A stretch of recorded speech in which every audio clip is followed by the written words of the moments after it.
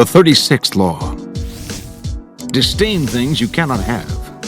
Ignoring them is the best revenge. Judgment. By acknowledging a petty problem, you give it existence and credibility. The more attention you pay an enemy, the stronger you make him. And a small mistake is often made worse and more visible when you try to fix it. It is sometimes best to leave things alone. If there is something you want but cannot have, show contempt for it. The less interest you reveal, the more superior you seem. Transgression of the law. The Mexican rebel leader Pancho Villa started out as the chief of a gang of bandits. But after revolution broke out in Mexico in 1910, he became a kind of folk hero, robbing trains and giving the money to the poor, leading daring raids and charming the ladies with romantic escapades. His exploits fascinated Americans. He seemed a man from another era, part Robin Hood, part Don Juan. After a few years of bitter fighting, however, General Carranza emerged as the victor in the revolution. The defeated Villa and his troops went back home to the northern state of Chihuahua. His army dwindled and he turned to banditry again, damaging his popularity.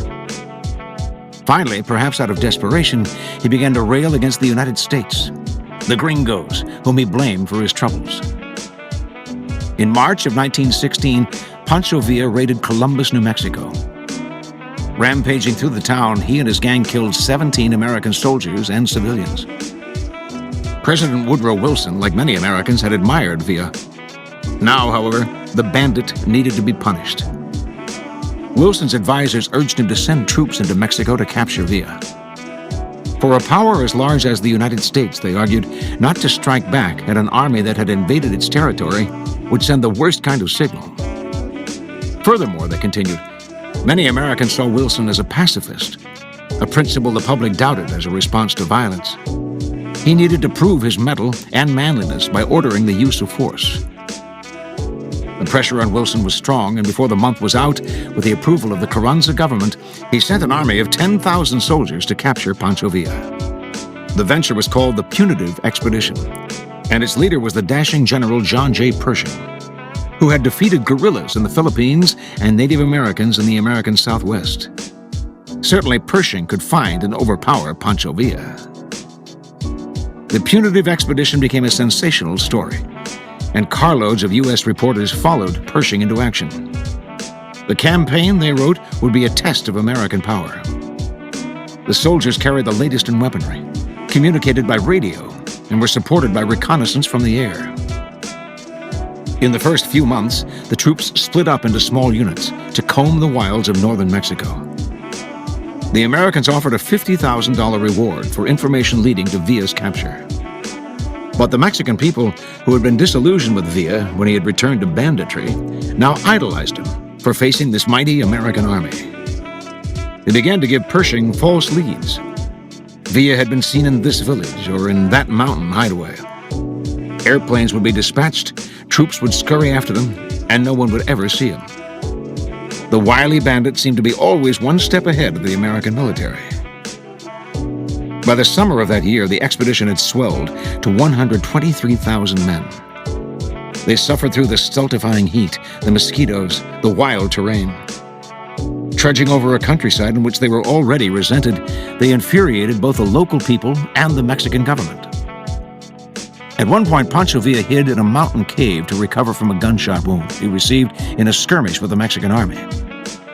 Looking down from his eyrie, he could watch Pershing lead the exhausted American troops back and forth across the mountains, never getting any closer to their goal. All the way into winter, Villa played his cat-and-mouse game. Americans came to see the affair as a kind of slapstick farce. In fact, they began to admire Villa again, respecting his resourcefulness in eluding a superior force. In January of 1917, Wilson finally ordered Pershing's withdrawal.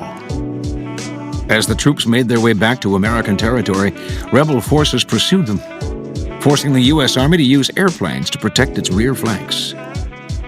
The Punitive Expedition was being punished itself. It had turned into a retreat of the most humiliating sort. Interpretation.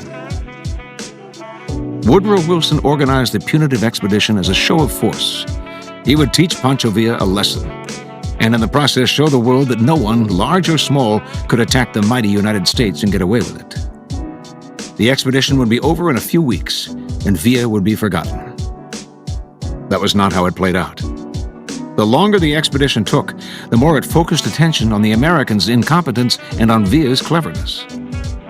Soon what was forgotten was not Villa, but the raid that had started it all. As a minor annoyance became an international embarrassment, and the enraged Americans dispatched more troops, the imbalance between the size of the pursuer and the size of the pursued, who still managed to stay free, made the affair a joke.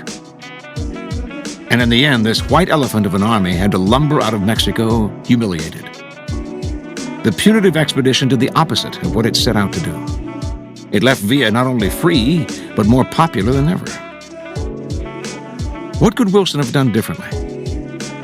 He could have pressured the Carranza government to catch Villa for him. Alternatively, since many Mexicans had tired of Villa before the punitive expedition began, he could have worked quietly with them and won their support for a much smaller raid to capture the bandit. He could have organized a trap on the American side of the border, anticipating the next raid. Or he could have ignored the matter altogether for the time being, waiting for the Mexicans themselves to do away with Villa of their own accord. Remember, you choose to let things bother you. You can just as easily choose to not notice the irritating offender, to consider the matter trivial and unworthy of your interest. That is the powerful move. What you do not react to cannot drag you down in a futile engagement. Your pride is not involved. The best lesson you can teach an irritating gnat is to consign it to oblivion by ignoring it.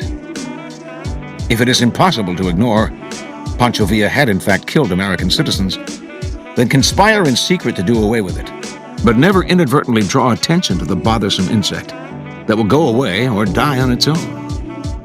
If you waste time and energy in such entanglements, it is your own fault. Learn to play the card of disdain and turn your back on what cannot harm you in the long run. As Pancho Villa said, just think, it cost your government $130 million to try to get me. I took them over rough, hilly country. Sometimes for 50 miles at a stretch they had no water. They had nothing but the sun and mosquitoes, and nothing was gained. Observance of the law. In the year 1527, King Henry VIII of England decided he had to find a way to get rid of his wife, Catherine of Aragon. Catherine had failed to produce a son, a male heir, who would ensure the continuance of his dynasty. And Henry thought he knew why. He had read in the Bible the passage, "And if a man shall take his brother's wife, it is an unclean thing. He hath uncovered his brother's nakedness. They shall be childless."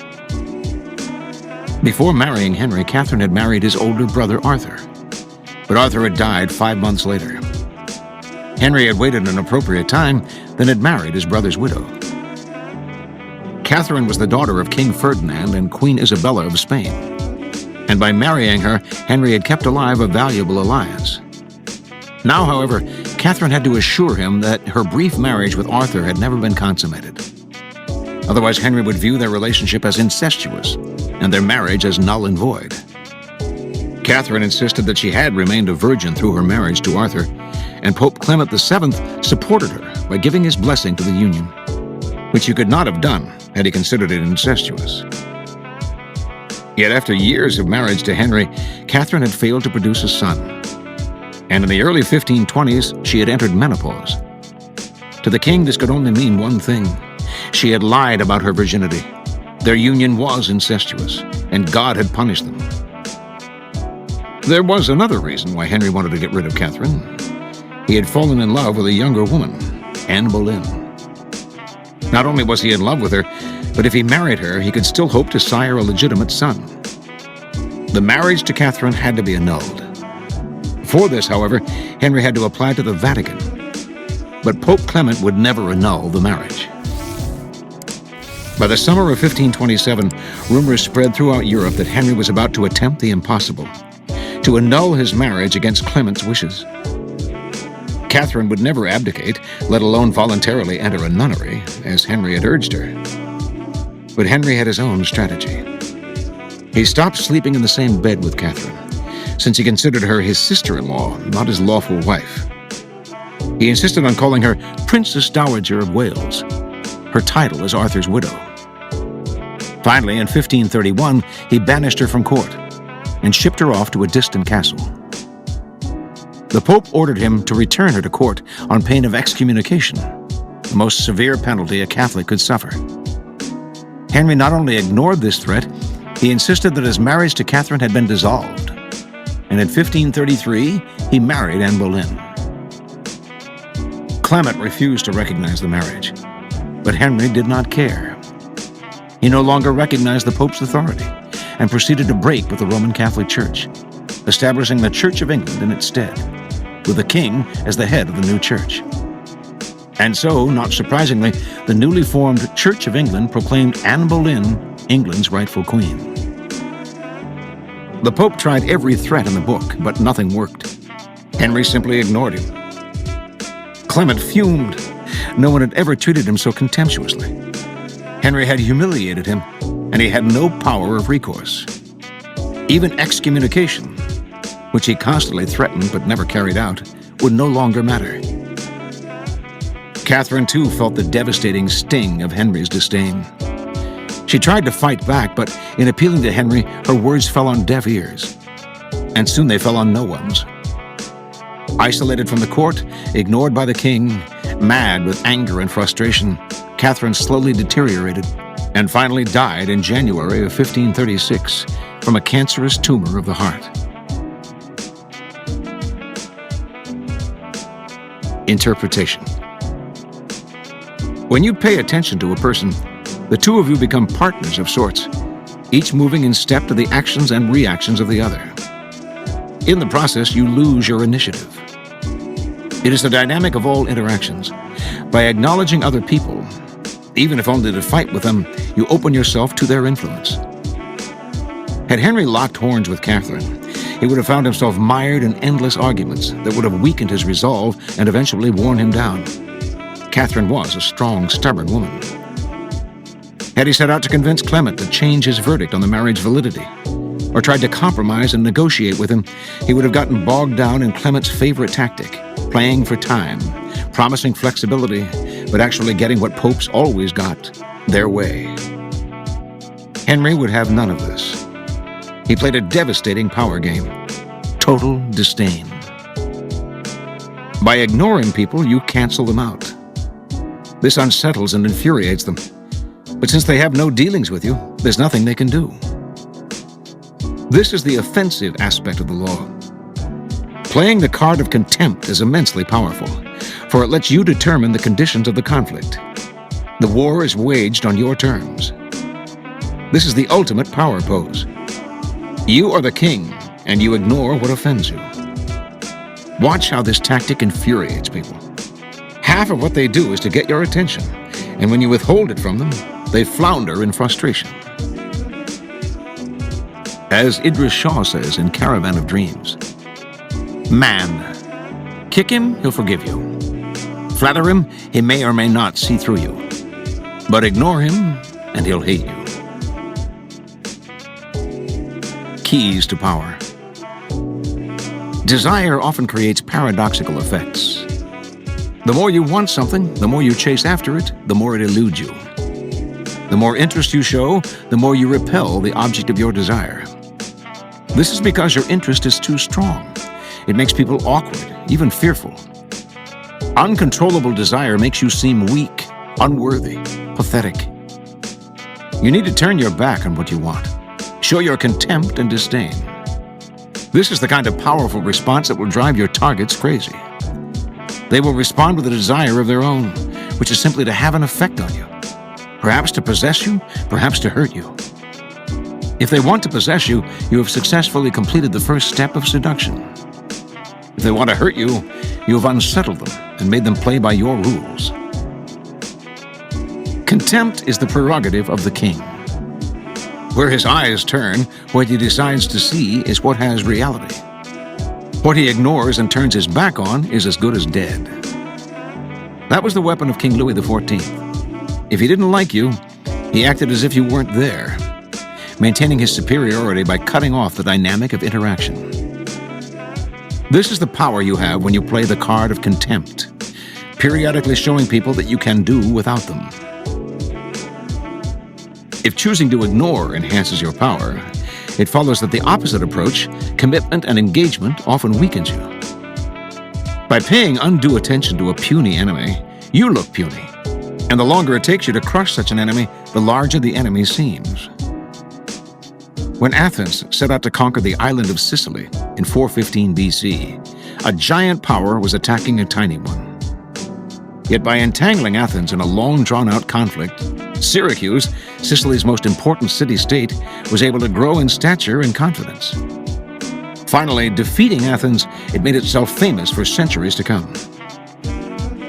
In recent times, President John F. Kennedy made a similar mistake in his attitude to Fidel Castro of Cuba. His failed invasion at the Bay of Pigs in 1961 made Castro an international hero. A second danger.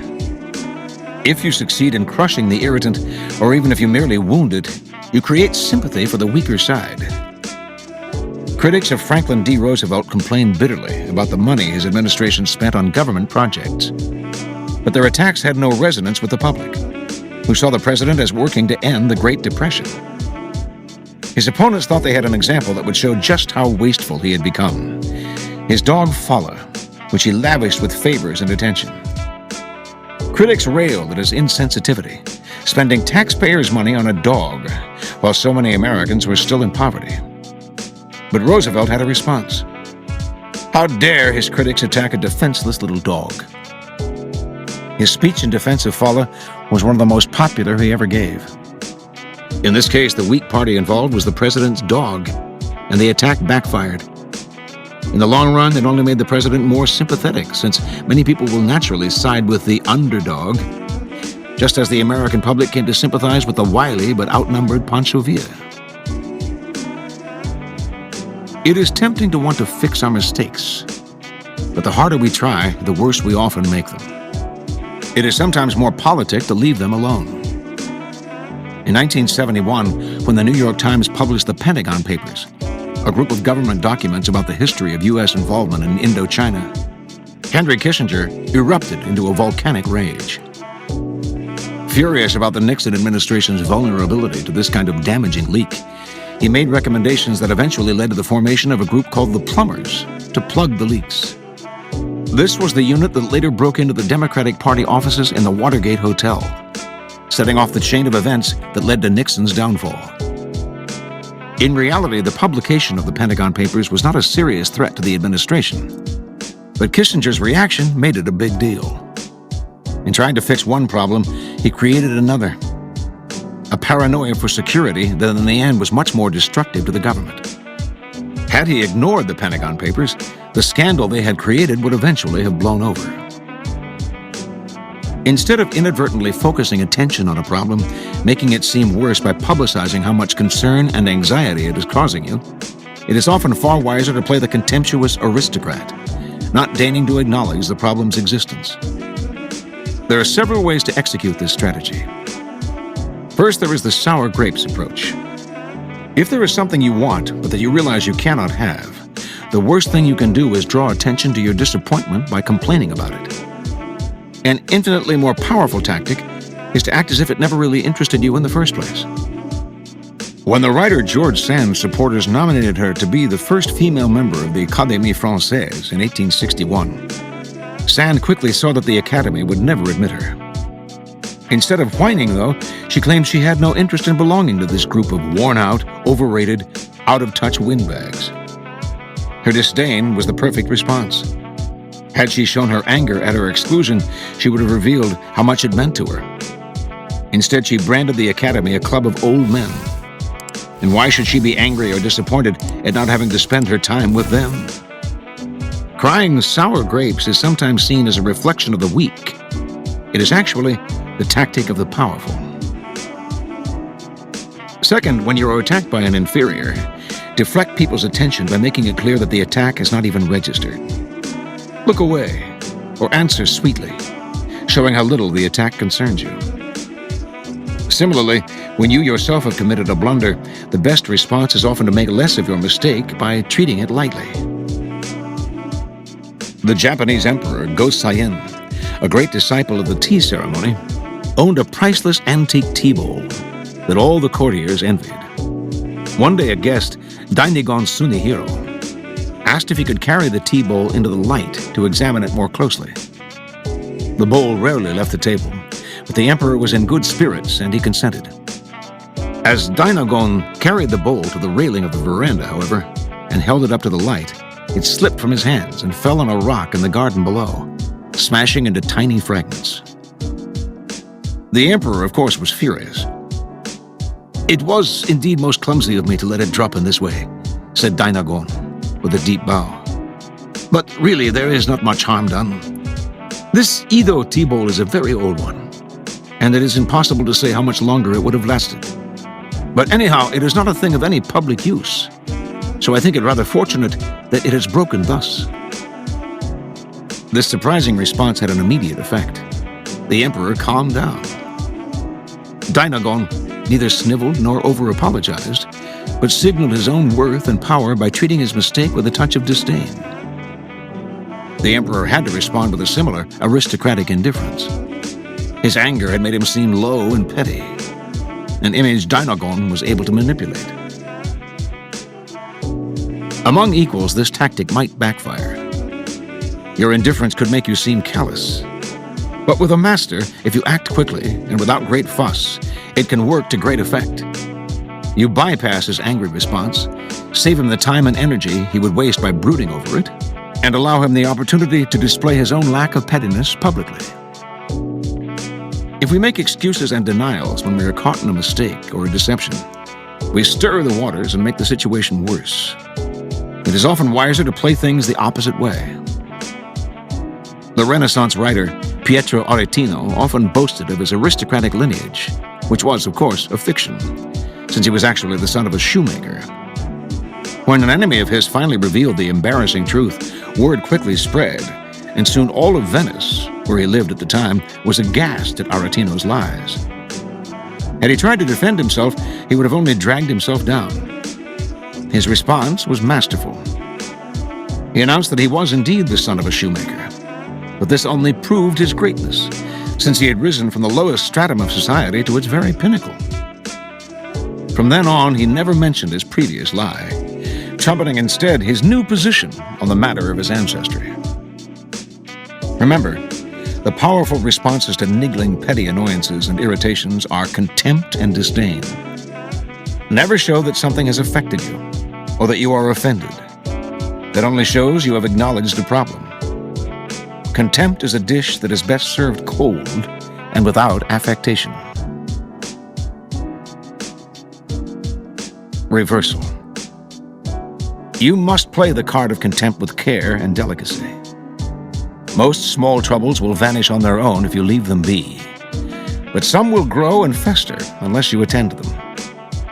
Ignore a person of inferior stature, and the next time you look, he has become a serious rival, and your contempt has made him vengeful as well. The great princes of Renaissance Italy chose to ignore Cesare Borgia at the outset of his career as a young general in the army of his father, Pope Alexander VI. By the time they paid attention, it was too late. The cub was now a lion, gobbling up chunks of Italy. Often, then, while you show contempt publicly, you will also need to keep an eye on the problem privately, monitoring its status and making sure it goes away. Do not let it become a cancerous cell. Develop the skill of sensing problems when they are still small and taking care of them before they become intractable. Learn to distinguish between the potentially disastrous and the mildly irritating, the nuisance that will quietly go away on its own. In either case, though, never completely take your eye off it. As long as it is alive, it can smolder and spark into life.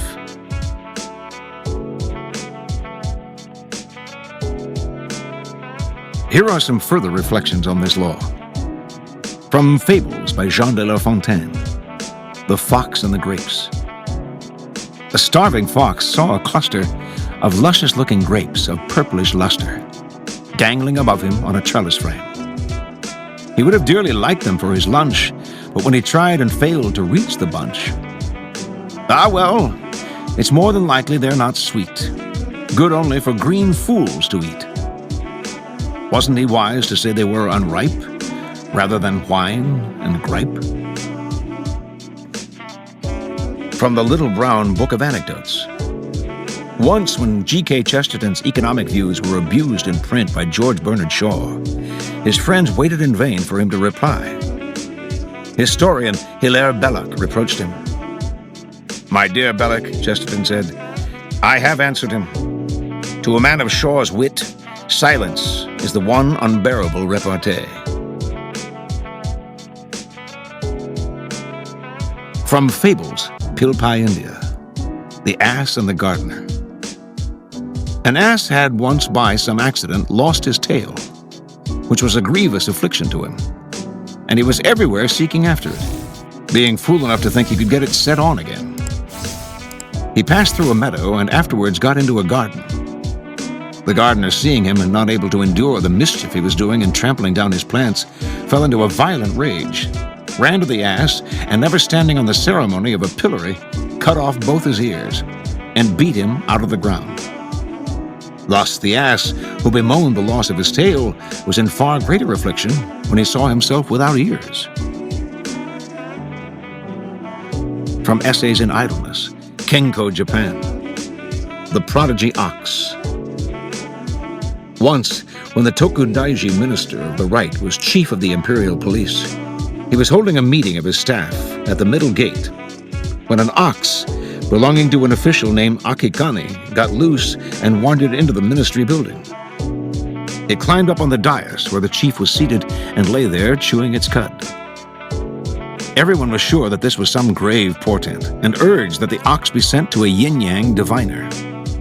However, the prime minister, the father of the minister of the right, said, "An ox has no discrimination. It has legs, there is nowhere it won't go. It does not make sense to deprive an underpaid official of the wretched ox he needs in order to attend court." He returned the ox to its owner and changed the matting on which it had lain. No untoward event of any kind occurred afterward. They say that if you see a prodigy and do not treat it as such, its character as a prodigy is destroyed. From Arthur Schopenhauer. And in this view, it is advisable to let every one of your acquaintance, whether man or woman, feel now and then that you could very well dispense with their company. This will consolidate friendship. Nay, with most people, there will be no harm in occasionally mixing a grain of disdain with your treatment of them. That will make them value your friendship all the more. Chi non stima vien stimato, as a subtle Italian proverb has it. To disregard is to win regard. But if we really think very highly of a person, we should conceal it from him like a crime. This is not a very gratifying thing to do, but it is right. Why, a dog will not bear being treated too kindly, let alone a man. From Fables by Leo Tolstoy. The Monkey and the Peas. A monkey was carrying 2 handfuls of peas. One little pea dropped out. He tried to pick it up and spilt 20. He tried to pick up the 20 and spilt them all. Then he lost his temper, scattered the peas in all directions, and ran away.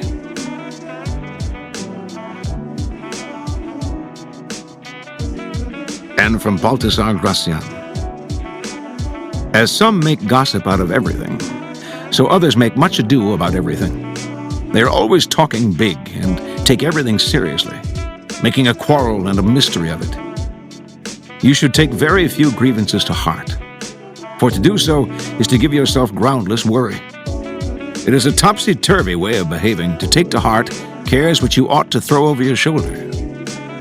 Many things which seemed important at the time turn out to be of no account when they are ignored. And others which seem trifling appear formidable when you pay attention to them. Things can easily be settled at the outset, but not so later on. In many cases, the remedy itself is the cause of the disease.